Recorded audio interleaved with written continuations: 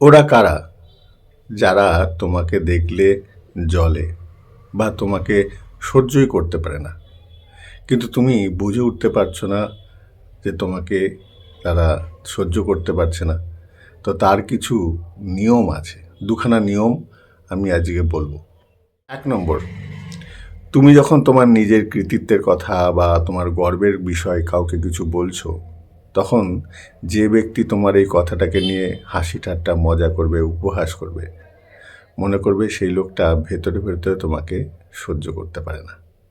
আর দ্বিতীয় কারণটা হচ্ছে এরকম, তোমার যে কৃতিত্বের কথা, প্রাপ্তির কথা বা গর্বের কথা যেটা তুমি কাউকে বলছো, যদি সেই মানুষটা তোমার ওই কথাটাকে পরিবর্তন করে দেয়, চেঞ্জ করে দেয়, কথাটাকে ঘুরিয়ে অন্য কথা, অন্য প্রসঙ্গ নিয়ে আসে, তাহলে মনে করবে ওই ব্যক্তিও মনে মনে তোমাকে সহ্য করতে পারে না।